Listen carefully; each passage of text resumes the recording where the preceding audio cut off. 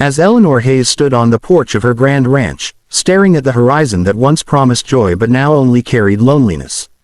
Her father had died the previous winter, leaving her with thousands of acres of land and the crushing weight of debts.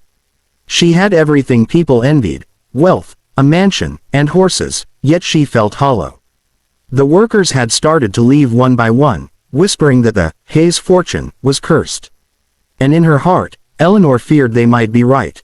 That morning, a stranger arrived, tall, rugged, with a worn hat and eyes that carried stories of struggle. His name was Caleb Stone, a cowboy looking for work. His boots were torn, his shirt faded, and he carried only a small bag on his shoulder. When he asked for the job of ranch foreman, Eleanor studied him silently. Everything about him screamed poverty, yet his voice had a quiet strength.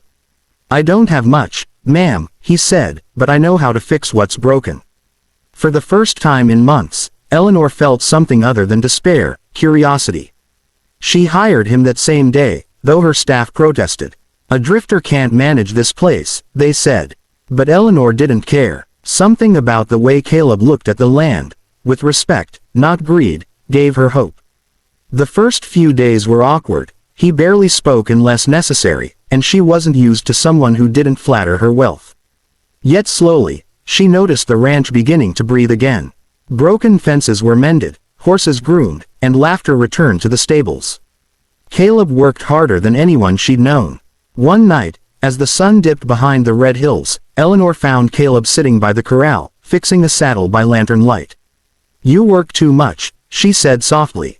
He didn't look up. "Work keeps the past quiet," he replied. That line stayed with her all night. She wanted to ask him what kind of past he carried, but something in his silence told her it was full of pain. Still, she began to realize that the sadness in his eyes mirrored her own. Two lonely souls, bound by loss, yet unknowingly healing each other. Weeks passed, and the ranch began to bloom again. The cattle thrived, debts were slowly managed, and Eleanor started smiling more. One afternoon, while checking the barns, she slipped on wet hay and fell. Caleb rushed to her side, catching her just before she hit the ground. Their faces were inches apart. She could smell the leather on his clothes, feel his heartbeat racing. For a moment, the world froze. But then she pulled away quickly, murmuring, "Thank you, Mr. Stone." He nodded, tipping his hat, though his eyes said more than words ever could. That night, Eleanor couldn't sleep. She kept remembering the warmth of his hands, the steadiness of his gaze. "What are you doing, Ellie?" she whispered to herself. A wealthy ranch owner and a poor cowboy, it was unthinkable.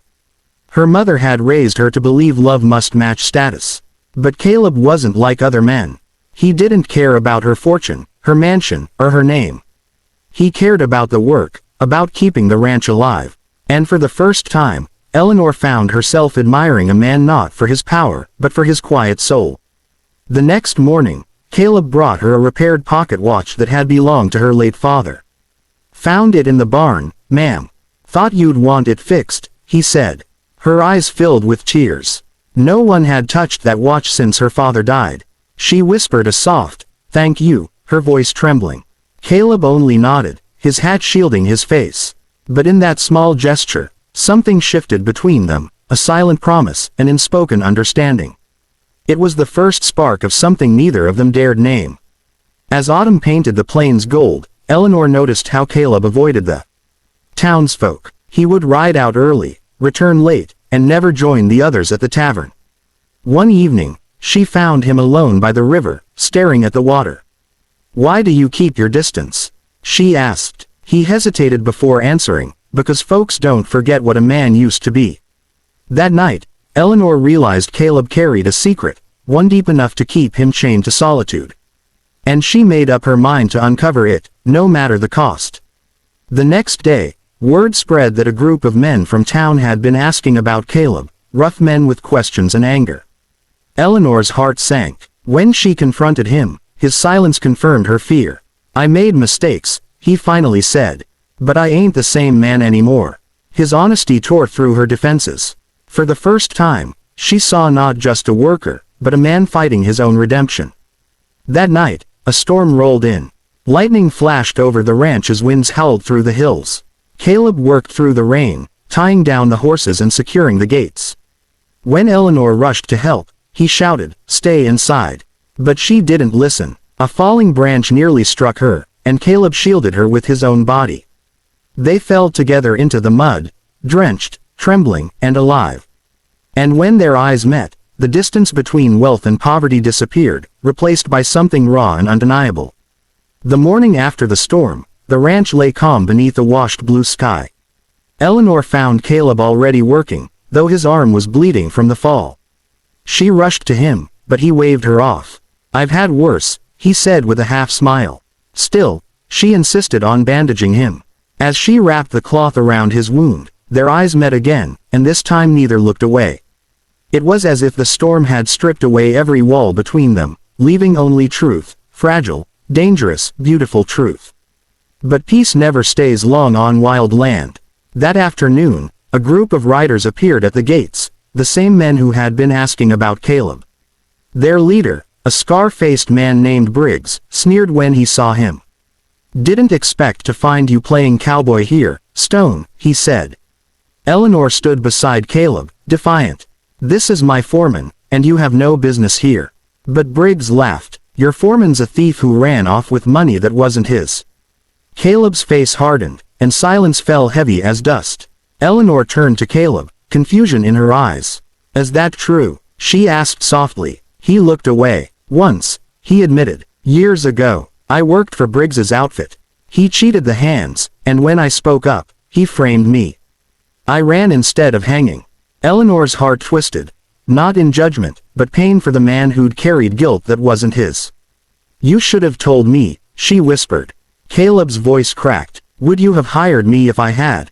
Briggs demanded that Caleb be handed over, threatening to burn the ranch if she refused. But Eleanor stepped forward, eyes blazing. "If you touch 1 inch of this land, I'll have the sheriff here before sunrise." Her courage shocked even Caleb. When the men finally rode off, promising to return, the ranch fell into uneasy silence. Caleb tried to pack his things that night, saying, "I won't bring trouble to your door." But Eleanor blocked the gate. "If you leave, the ranch will die, and so will I." For a moment, he just stared at her. The rain-wet wind lifted her hair, moonlight silvered her eyes. And then, without another word, he pulled her close. Their kiss was desperate, not gentle or planned, but born from weeks of longing and fear. When they parted, breathless, she whispered, "You're not leaving." And he didn't. Not that night, not after that. Something sacred had begun, something neither wealth nor poverty could define. The next morning, they worked side by side as if nothing had changed, but the air between them shimmered with unspoken love. Yet danger loomed. Briggs was not a man to let go. Caleb rode into town that evening, determined to end it. Eleanor waited anxiously on the porch, the sunset burning like fire across the fields. Hours passed. Darkness fell. Then, gunshots echoed faintly from the valley. Her heart froze. Without hesitation, she saddled her horse and rode into the night. She found him near the old bridge, slumped beside his horse, blood on his shoulder. "Caleb," she screamed, falling to her knees. He tried to smile. "Guess I'm not as fast as I used to be."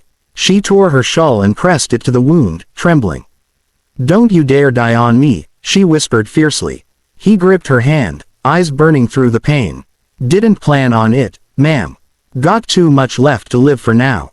Eleanor managed to bring him back to the ranch with the help of the hands. For days, she nursed him, refusing to leave his side.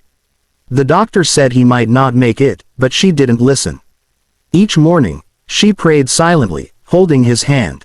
And slowly, Caleb began to heal. When he finally opened his eyes fully, she laughed and cried at once. "You scared me half to death," she said. "Guess that makes us even," he replied weakly. By spring, the ranch was thriving again. The cattle were healthy, the debts nearly gone, and laughter filled the fields. But rumors spread in town that the poor foreman had stolen the heart of the richest woman in the valley. Eleanor didn't care. She walked beside Caleb proudly, ignoring the whispers. One evening, as they watched the sunset over the hills, he said quietly, "You could have any man you want." "Why me?" She smiled. "Because you're the only one who ever made me feel alive." Still, Caleb felt he owed her more than gratitude. One morning, he rode to town and turned himself in, determined to clear his name. Eleanor waited for days, terrified. When he finally returned, she ran to him. "What happened?" she cried. He smiled, eyes bright with relief. "Sheriff found out the truth. Briggs confessed to cheating the men before he skipped town.